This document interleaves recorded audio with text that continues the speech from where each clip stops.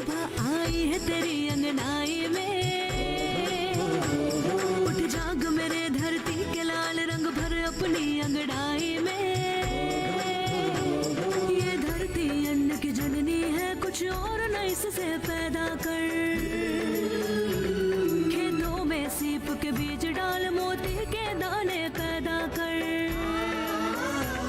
खेतों को हर एक चूनर दे, सोरंग दे फसल के फूलों को। फागुन को लाल गुलाल रंग दे, गीत सावन के झूलों को। नई सोच, नई सोच, नई सोच।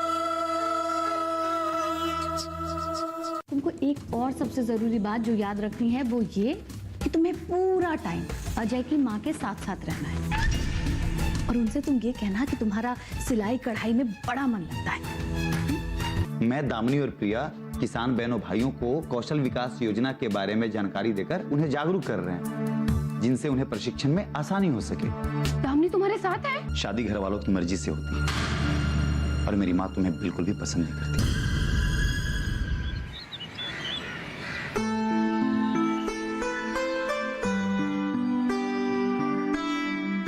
चलिए आज मैं आप सबसे एक सवाल पूछती हूँ।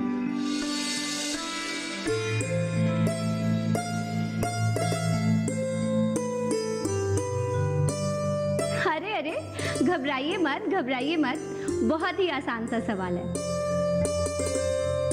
आप सब ये बताइए कि दुनिया में सबसे मीठा फल कौन सा होता है? आम सबसे मीठा होता है, तभी तो वो फलों का राजा होता है। अफसोस चाचा, ये गलत जवाब है।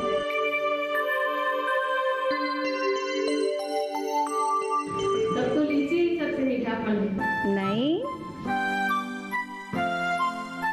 तरबूज सबसे मीठा होता है। नहीं उपेंद्र भैया। दामिनी बहन, हमें पता है, गन्ना, तभी तो उसमें से गुड़ और चीनी बनती है। सही बात है ना? नहीं भैया। दामिनी बहन, इससे मीठा फल तो कोई हो ही नहीं सकता है। आप चाहे तो हम शर्त लगाते हैं। तब आप ही बता दीजिए। दुनिया में सबसे मीठा फल सब्र का फल होता है ना साजन भैया? बिल्कुल सही कहा दामिनी बहन। इस फल को सबसे ज्यादा तो हम किसानों ने ही तो खाया है। सच कहा साजन भाई, बैठ जाइए। वैसे इस दुनिया में सभी लोग हैं जो ज्यादा और अच्छा पैसा कमाना चाहते हैं, है कि नहीं? चाहे वो एक व्यापारी हो या एक आम आदमी। ठीक उसी तरह एक किसान भी अपने परिवार का अच्छी तरह से पालन पोषण करने के लिए रात दिन कड़ी मेहनत करता है, ताकि वो ज्यादा और अच्छा मुनाफा कमा सके। अगर वो परंपरागत और पुराने तरीके से खेती करेगा तो आज के जमाने में पिछड़ जाएगा। इसीलिए हमें आज के नए तरीके से खेती करनी चाहिए। इसलिए हमें उस नए तरीके से खेती को अपनाना पड़ेगा जिससे आपकी और उसकी आय बढ़ सके। इस सोच को बढ़ावा देते हुए कम खर्च में अधिक मुनाफा कमाने के लिए हमारे देश में कुछ वर्षों में फलों और औषधीय फसलों की ओर किसानों का रुख बढ़ा है। इस तरह की खेती करके बहुत सारे किसान बहन और भाई माला माल हुए हैं। कुछ औषधीय फसलों की खेती तो बेकार पड़ी बंजर भूमि और पहाड़ी इलाकों में भी संभव है। तो आज हम आपको ऐसे ही कुछ फलों और औषधियों के खेती के बारे में बताएंगे जिनसे हम लाखों रुपए कमा सकते हैं। अजय भैया, तो सबसे पहले आप हमारा ही नाम लिख लीजिए, क्योंकि फिर पता चला कि सीट नहीं रही तो हम लखपति बनने से रहेंगे।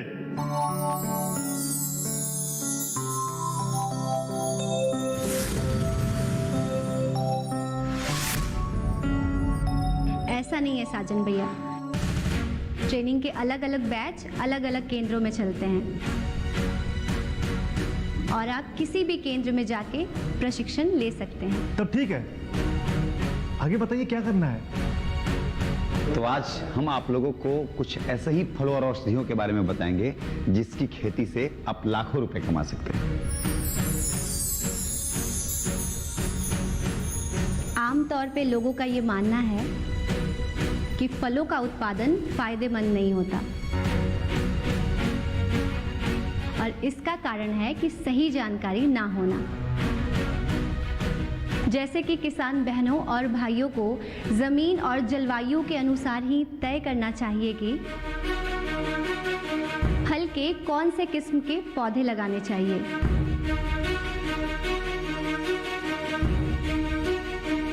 और अक्सर फलों के पौधों को लगाने की विधि भी सही नहीं होती। बिल्कुल सही। इसके बारे में हॉर्टिकल्चर में आप लोगों को विस्तार से बताया गया है, याद है कि नहीं?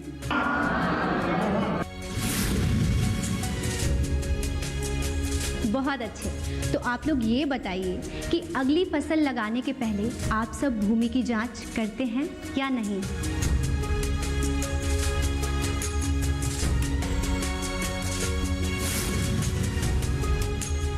किसान बहन भाई अक्सर यही गलती करते हैं, बिना भूमि को जांच किए या उसे सुधारे फलों की पौधों को लगा देते हैं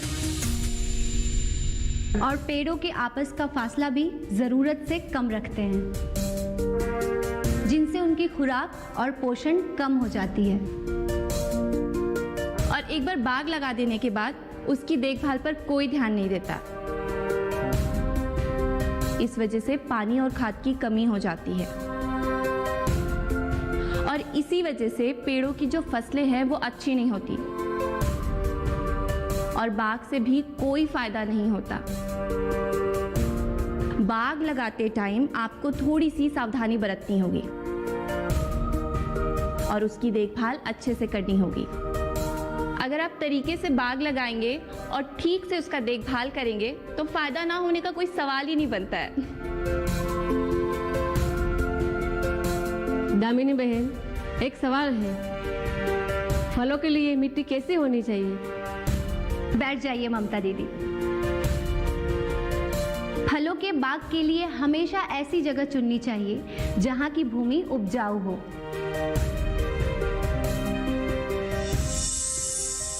कंकड़ पत्थर वाले और ऊंची नीची जमीन फल के पेड़ों के लिए अच्छी नहीं होती।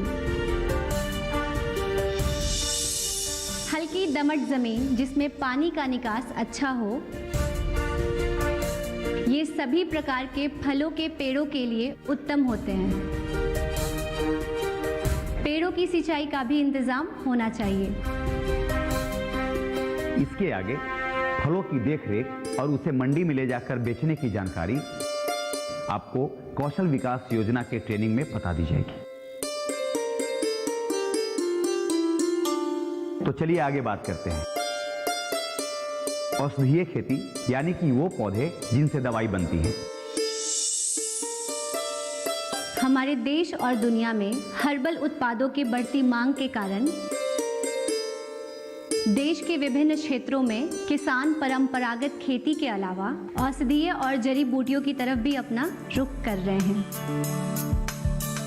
औषधीय खेती करके आप अपनी आमदनी बढ़ा सकें, इसके लिए राष्ट्रीय आयुष मिशन योजना के जरिए सरकार औषधीय खेती को बढ़ावा दे रही है। इसमें औषधीय खेती के लिए किसानों को अनुदान दिया जाता है। एक मिनट, मैं आप लोगों को लैपटॉप पर कुछ दिखाता हूं।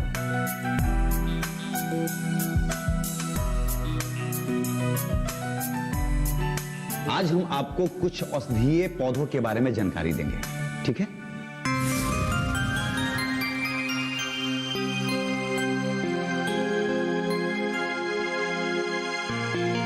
देख रहे हैं चाची?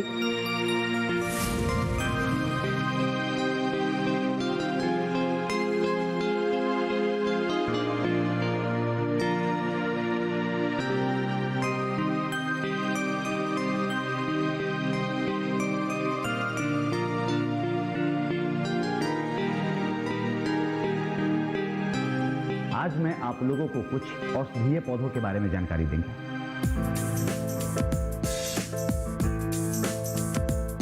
और ये जो आप लोग स्क्रीन पर देख रहे हैं, इसे स्टीविया कहते हैं। स्टीविया एक लोकप्रिय व लाभदायक औषधीय पौधा है। ये पौधा अपनी पत्तियों के मिठास के लिए जाना जाता है। इतना मीठा होने के बावजूद भी इसमें शर्करा की मात्रा नहीं होती है। ये मधुमेह या डायबिटीज के रोगियों के लिए बहुत ही लाभदायक होती है।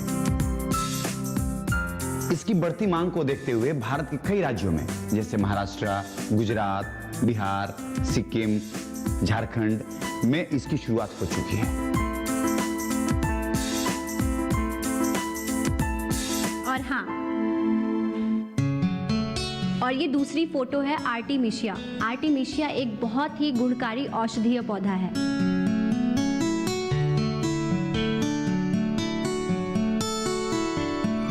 अगर प्रधानमंत्री कौशल विकास योजना शुरू नहीं हुआ होता तो हमें तो ये सब कुछ पता ही नहीं चलता। बैठ जाइए चाचा। लेकिन अब ऐसा नहीं है। अब भारत सरकार किसानों को लेकर बहुत ज़्यादा जागरूक हो गई है। इसीलिए आप लोगों के लिए ट्रेनिंग सेंटर और आपके हुनर को तराशने के लिए पूरी कोशिश कर रही है। लेकिन अब जिम्मेदारी हमारी है कि हम इन योजनाओं का कैसे ज़्यादा से ज़्यादा लाभ उठा सकते हैं।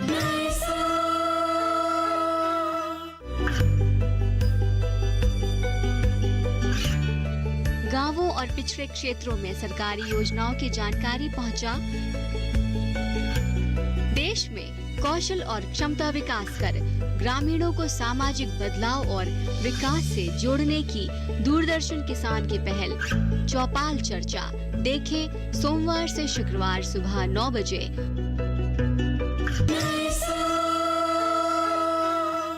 इसका उपयोग मलेरिया की दवाई, टैबलेट्स, इंजेक्शन बनाने में होता है। इसकी खेती करने के लिए नवंबर और दिसंबर में नर्सरी तैयार करना होता है और फरवरी के महीने में इसको खेत में लगाना पड़ता है। इस फसल को बहुत ही कम खाद और पानी की आवश्यकता होती है। इससे साल में 3 बार उपज प्राप्त कर सकते हैं।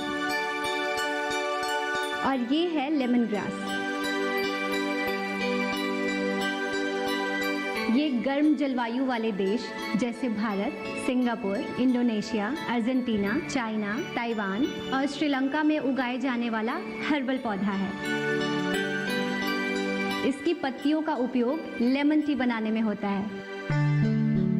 इससे निकलने वाले तेल का उपयोग कई तरीके के सौंदर्य प्रसाधन एवं खाद्य पदार्थों में नींबू की खुशबू लाने के लिए होता है। और अब जो आप लोग तस्वीर देख रहे हैं, इसको शतावर कहा जाता है। और शतावरी को कई नामों से जाना जाता है,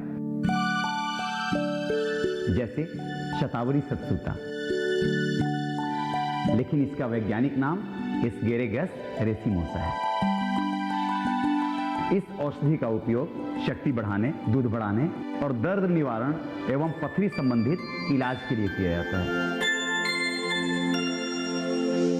बाजार में शतावर के बीज का मूल्य 1000 रुपये प्रति किलोग्राम तक होता है। और यह है तुलसी, जिसे हम तुलसी माँ भी कहते हैं।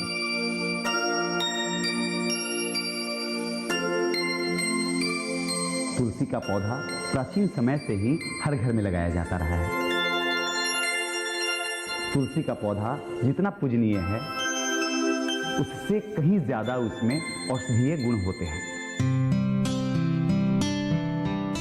तुलसी की खेती अब व्यावसायिक रूप में भी होने लगी है। तुलसी के पत्ते और उसके तेल और बीज को भी बेचा जाता है। भारत सरकार तुलसी की खेती करने पर अनुदान भी उपलब्ध करा रही है।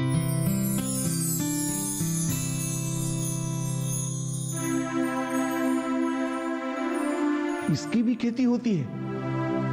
ये तो हमें पता ही नहीं था। और इससे इतना मुनाफा होता है।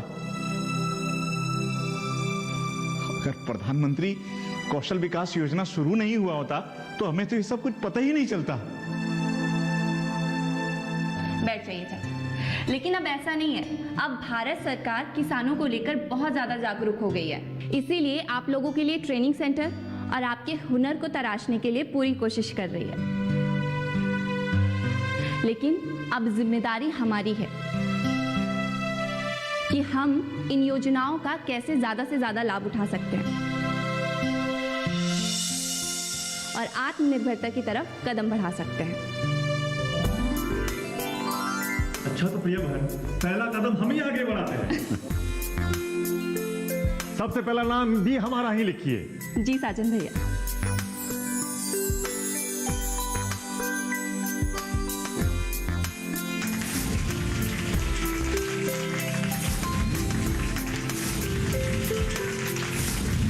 आखिर क्या बिगाड़ा है मेरे मायके वालों ने तुम्हारा? एक अच्छी सुशील पत्नी दी और एक सुंदर बेटी मैंने आपको दी, लेकिन आपको कदर ही नहीं है उस बात की। और 18 घंटे की ड्यूटी होगी और 8 दिन की छुट्टी साल में एक बार। अगर मंजूर है तो साइन करो एग्रीमेंट पर। ड्यूटी 18 घंटे की और तनख्वाह सिर्फ 15,000 रुपए। अरे हुकुम सिंह, ये क्या बोल रहा है?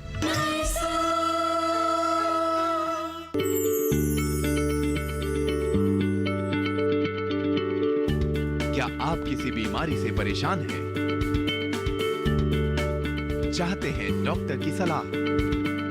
तो हम हैं आपके साथ, बताएंगे आपको जीने की राह। समस्याएं आपकी, समाधान देश के मशहूर विशेषज्ञों के। घर बैठे बात करें देश के जाने माने डॉक्टरों से। हमारे लाइव प्रोग्राम स्वस्थ किसान में हर शनिवार शाम 6 बजे से 7 बजे तक।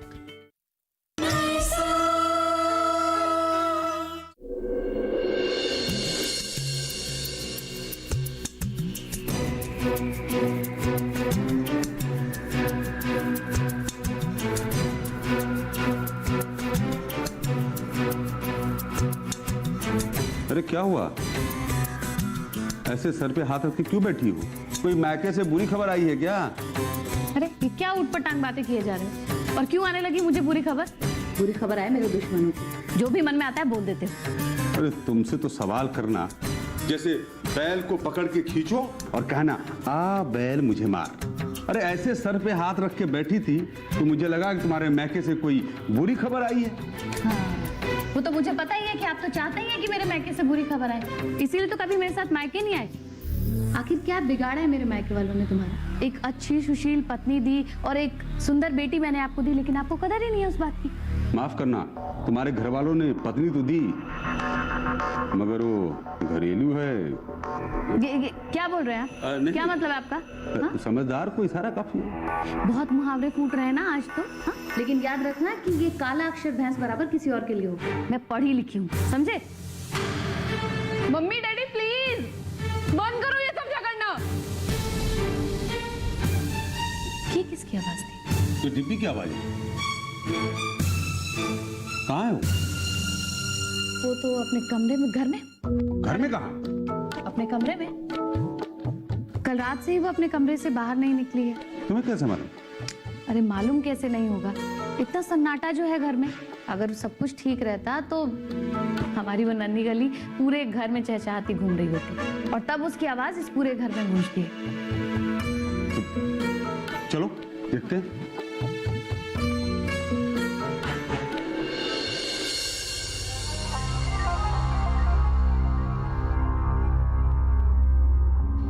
क्या हुआ मेरी गुड़िया रानी को? ऐसे खिड़की में खड़े होकर किसका इंतजार कर रही हो? कोई आने वाला है? मम्मी, ना कोई आने वाला है और ना ही कोई अब आएगा। ये बात तो तुम ठीक कह रही हो बेटा। जाने वाले चले जाते हैं, बस उनकी याद आती है। तो क्या नाप शनाप पक रही हो? डिब्बी बेटा, क्या इधर देखो।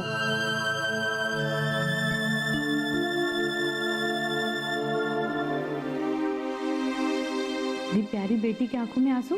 ये आंसू किसने दिए? मेरी किस्मत में माँ। मैं समझ गई तुम किस बारे में बात कर रही हो। कल रात को अजय तुम्हारे कमरे में आया था ना, और फिर अचानक से चला गया। तुम दोनों के बीच कोई झगड़ा हुआ बेटा? मम्मी, अजय ने मुझसे कहा कि उसके घर वाले मुझे बिल्कुल भी पसंद नहीं करते हैं और अब वो मुझसे कभी नहीं मिलेगा। उसने ऐसा कहा तुमसे? कैसे नहीं मिलेगा? मैं भी देखूं कैसे नहीं मिलता है। क्या बकवास कर रही हो तुम? कुछ होश में हो कि क्या बोल रही हो? मेरे कहने का मतलब वो नहीं था। क्या मतलब था फिर? यही कि अब अजय के मम्मी पापा हमारे घर भी आएंगे और हमारी बेटी का रिश्ता भी लेंगे, वो भी हाथ जोड़कर। अगर ये मतलब था तो ठीक था। नहीं मम्मी, अब ऐसा कुछ नहीं होगा। अजय को मैंने हमेशा के लिए खो दिया है और मुझे ये सोचकर बहुत चिंता हो रही है। देखो बेटा, जिंदगी में चिंता करने से कुछ नहीं होता, और वैसे भी चिंता और चिता का तो जिंदगी भर का साथ है ना? चिंता, चिता, जीवन, क्या है ये सब? अरे मेरे कहने का मतलब था कि डिम्पी को किसी बात की चिंता करने की जरूरत नहीं है। मैं भी देखती हूँ कि अजय कैसे हमारी गुड़िया से शादी नहीं करता।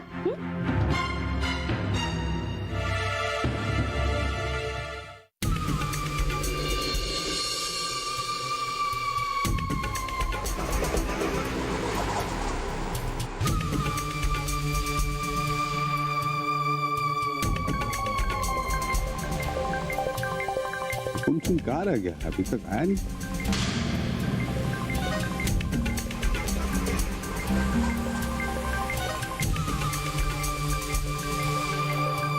कहाँ रह गया? प्रणाम हुजूर। अरे प्रणाम प्रणाम। ले आया इसको? हाँ हुजूर, ले आया।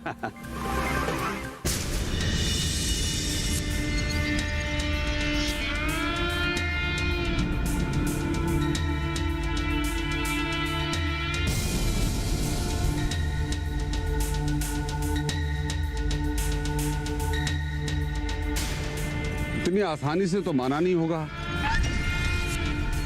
आने से पहले हजारों नखरे किए होंगे इसने। अरे वो दिन गए सरकार नखरे करने के, चुपचाप सर झुकाए मेरे पीछे पीछे चला आया।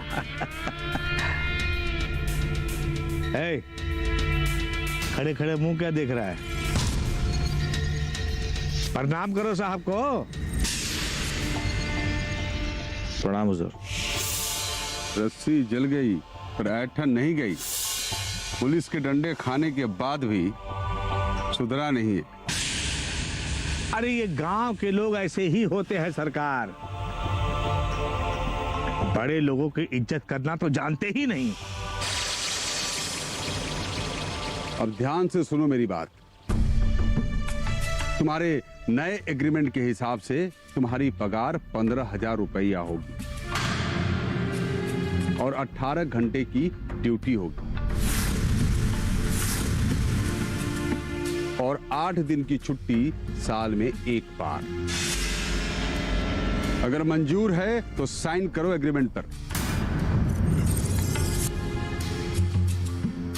ड्यूटी 18 घंटे की और तनख्वाह सिर्फ 15,000 रुपए। अरे हुकुम सिंह, ये क्या बोल रहा है? तुमने इसको हमारी शर्तों के बारे में बताया नहीं?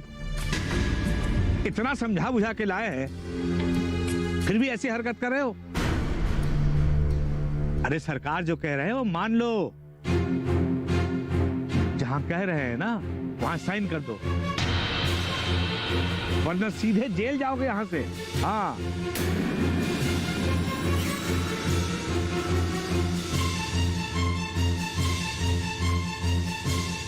ये लो माधव, यहां पर साइन कर दो। अरे लो।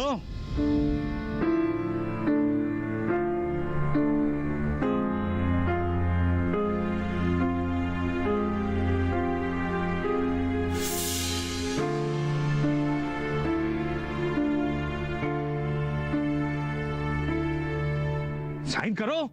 एक बहुत जबरदस्त खबर लेकर आया।